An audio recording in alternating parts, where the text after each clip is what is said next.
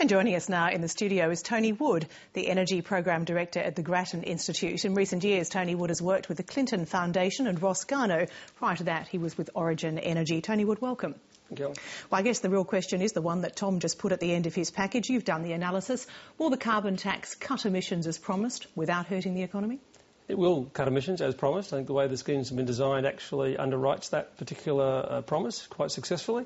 And as many people have said, the economy will continue to grow, jobs will be created, and generally speaking, people will survive this. It will be actually a strong economy growing into the future. We should clarify though, shouldn't we, that although it will cut emissions, emissions will still go up, won't they? They're going to be higher by 2020, just not as high as they would have been without the tax. That's in Australia. Australia's emissions will be higher under the projections of the Treasury, but we'll also be effectively counting emissions against our target from permits that we buy overseas. And if it's cheaper to do it overseas, then it makes a good idea. Good for the environment and good economically as well. I want to look at those overseas permits in a minute, but what about compensation, especially to business? We know that the $1.3 billion for the coal industry is unlikely to win the support of the Greens. Is the compensation too generous? Well, in our view, much of the compensation was too generous. I think it's very important that it's demonstrated that there's a good case for compensation. So, for example, the core case for compensation is that if it affects an industry in Australia such that all that happens is the carbon goes overseas, then that obviously doesn't improve the environment at all and affects the economy.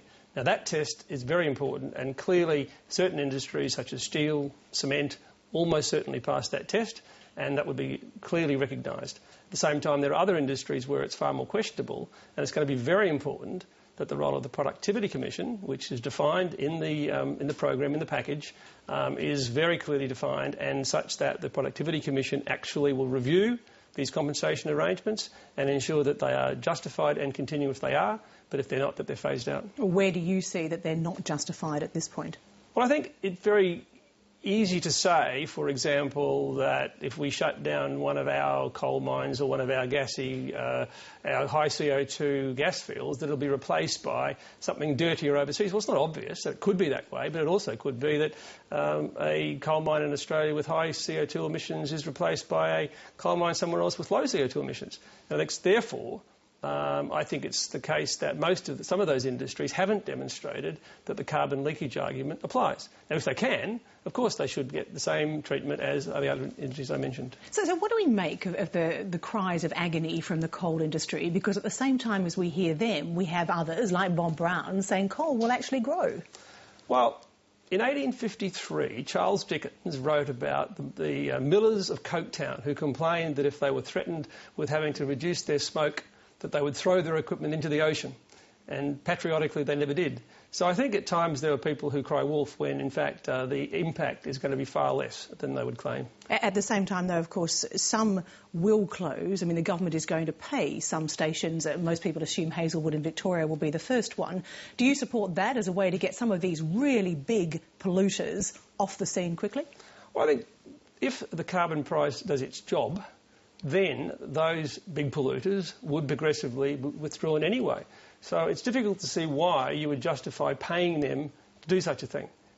But at $23 a tonne, how quickly? I mean, I would have thought something like Hazelwood would possibly still stay around for quite a long time. Quite possibly. But the issue is to meet our emissions reduction. And if we are, without Hazelwood shutting down, what's the problem? And if it's necessary for Hazelwood to shut down to meet that target, then the carbon price, which is rising, would cause Hazelwood to shut down. So it's difficult to see why the extra payment to Hazelwood to shut down, or anybody else to shut down, it may not be Hazelwood, is necessary or justified. And all that means is some of these compensation mechanisms have added to the cost of the whole package, and probably why the overall package is therefore over budget.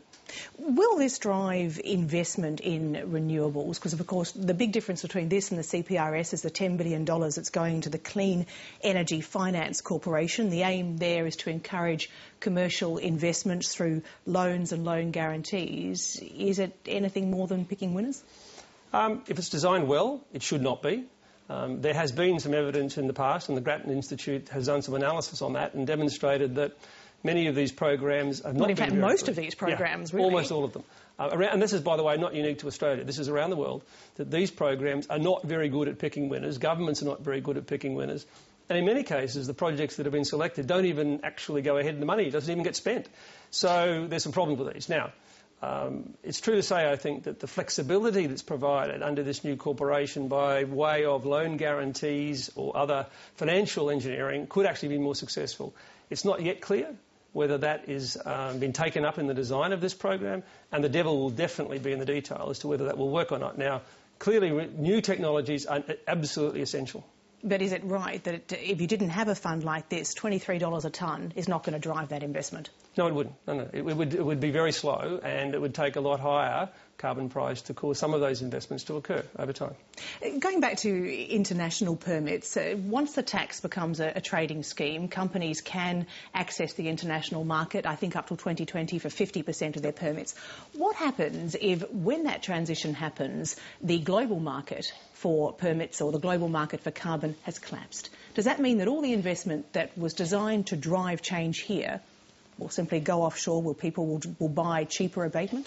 I guess the question might be as to what would cause the global market to collapse. I mean, global markets collapse for good reasons. Like a GFC, for example? Well, for example, yeah. So if it turns out that the Europeans, because they're, or some other part of the world, doesn't need to do any further abatement because their economy's collapsed and they're not producing any emissions, it might make sense in certain circumstances for that to be done. Now, that would be difficult to imagine. I think the real issue is going to be how do we make sure that when we link with these international schemes that they have very high levels of integrity. And we would clearly be insisting through our process that they do.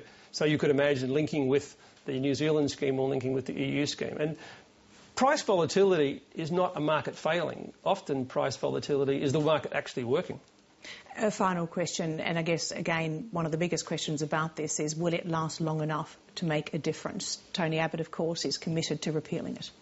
Well, that will be in the hands of the politicians. Clearly, the world is starting to move on this issue. Australia is part of that process. We have been for some while, and now we've adopted a much more formal structure to that process. And we've set out on a journey. The ship has been created and we can set sail. And indeed, would it be like unscrambling an egg once it's put in place? Largely. I mean, when you think about the complexity of what's being put in place progressively, it will be quite difficult to withdraw. And you would have to wonder whether or not a future government would actually do so, recognising that many of the things that the opposition currently proposes, if they are, for example, less than $23 a tonne, then they'll be done. And so some of those direct actions will actually occur under the scheme as well. Tony Wood, many thanks for joining us.